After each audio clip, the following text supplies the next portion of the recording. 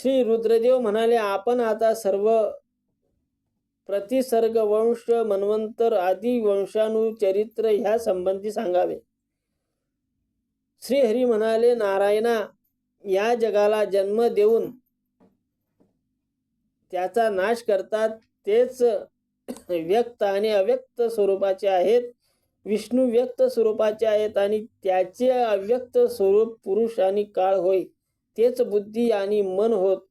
तेच आकाश, वारा, तेज, जल, भूमी यांचे सृजन करतात. 4 गुणांनी युक्त ब्रह्मदेव रजगुणांचा असल्याने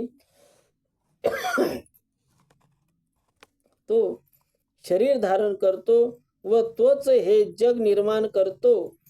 देव, असुर, मनुष्य यांची निर्मिती तोच करतो, तोच पालन करतो आणि तोच संहार करतो. देवापासून स्थावरापर्यंत 4 प्रकारची पूजा असते. ब्रह्मदेवाचे मनुष्यपुत्र निर्माण केले. नंतर देव, असुर, पितृगण आणि मनुष्य ही अशी 4 प्रकारची प्रजा ब्रह्मदेवाने निर्माण केली. नंतर गंधर्व उत्पन्न केले. त्यानंतर त्याने पशु पक्षी निर्माण केले. फळ, मूळ इत्यादी गोष्टीही अशाच प्रकारे निर्माण केल्या.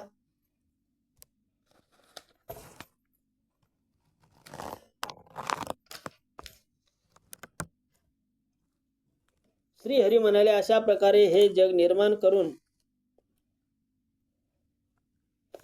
त्यात प्रजा व प्राणी ब्रह्मदेवाने निर्माण केले. नंतर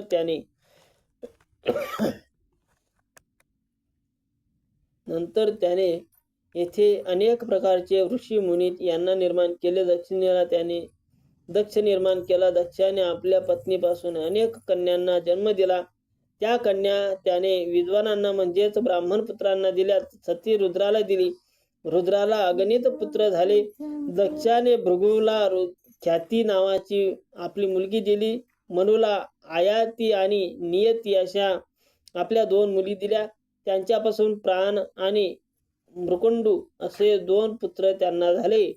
मार्कंडेय मृकुंडूपासूनच झाले. ब्रह्मदेवाचा मुलगा मरीची याला संभूती ही आपली कन्या दक्षाने दिली. त्याला विरज आणि सर्वंग ही 2 मुले झाली.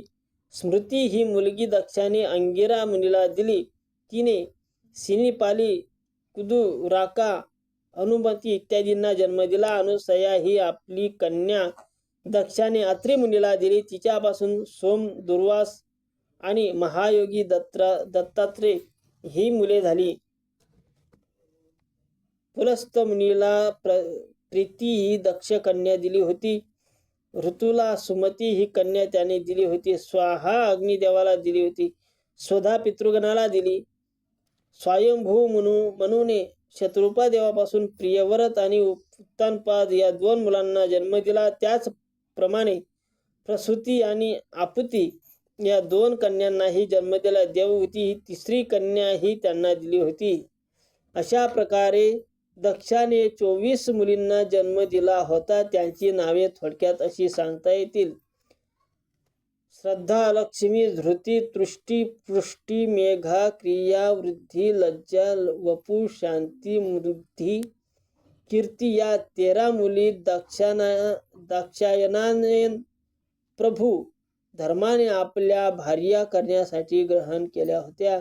आणि ख्याती, सती, सांभूती, स्मृती, प्रीती, क्षमा, सन्नाती, अनुसया, ऊर्जा, स्वाहा, स्वधा यांना क्रमाने भृगु, भव, मरीची, अंगिरा, पुलस्त्य, पुलह, ऋतू, अत्रि, वसिष्ठ, वहीन आणि पितरांनी ग्रहण केले होते. श्रद्धेला काम, चलाला तर्प, धृतीला नियमात्मा, तुष्टीला संतोष आणि पुष्टीला लोभ ही मुले झाली.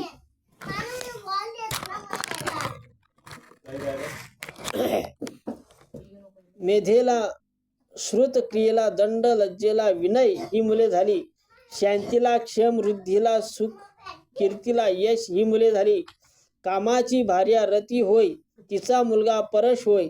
प्रजापती दक्षाने एकदा अश्वमेध यज्ञ केला होता.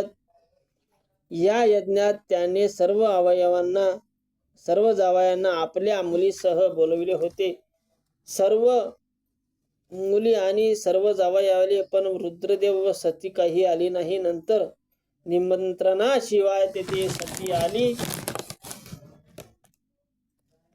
व बापाने तिचा अपमान केला. त्यामुळे सतीने आपला देहत्याग केला.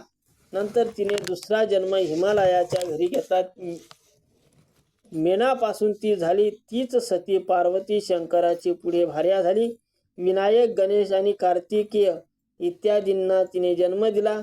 भृंगीश रुद्राने यज्ञाचा नाश केला आणि दक्षला शाप दिला की तू मनुष्य होशील.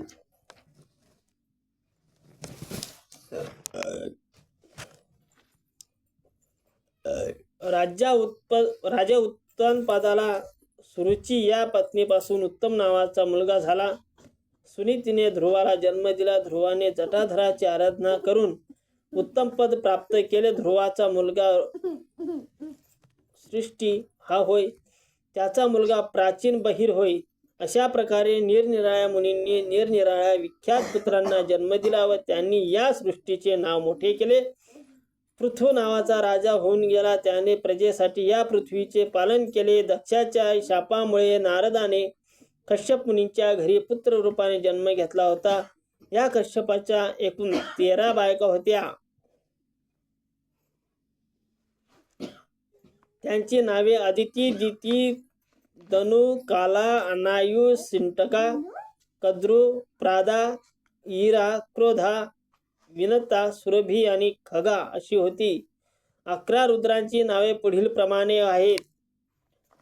हर, बहुरूप, त्र्यंबक, अपराजित, वृद्धाकपी, शांभू, कपर्दी, रैवत, मृगव्याध, शर्व व कपाली. सोमाच्या 27 भार्या होत्या. त्यांना नक्षत्रे म्हणून आपण ओळखतो. विनताला 2 मुले झाली, गरुड आणि अरुण ही त्यांची नावे आहेत. खगाने यक्ष आणि राक्षसांना जन्म दिला. मुनींनी अप्सरांना जन्म दिला. सूर्यादी परिवारापासून मनु इत्यादी मुनींनी हरीसाठी यज्ञ केला. रुद्र म्हणाले, सूर्याचे पूजन कसे करावे ते सांगा. स्वयंभू मनूने सर्व सूर्यपूजन केले होते. हे पूजन मनुष्याला घरातील सौख्य प्राप्त करून देते. या आयुष्याच्या शेवटी त्याला मुक्ती प्राप्त करून देते. श्रीहरी म्हणाले, मी आता सूर्य पूजेविषयी माहिती सांगतो. लोक मंत्राने सुद्धा सूर्याची पूजा करतात. या मंत्राच्या द्वारे आवाहन, आसन, पाद्य, अर्घ्य, आचमन, स्नान, वस्त्र, उपवीत, गंध, पुष्प, धूप, दीपक, नमस्कार, प्रदक्षिणा आणि विसर्जन इत्यादी पूजेचे प्रकार केले जातात. या संबंधीचे पुढील मंत्र होत. ओम सूर्याय नमः. ओम नमः सूर्यमूर्तये नमः. ओम ह्रां ह्रीं सः सूर्याय नमः. अशा प्रकारे सूर्य व इतर देवतांचे मंत्र म्हणून पूजा करतात. यानंतर विष्णूची पूजा, सरस्वतीची पूजा सांगतात.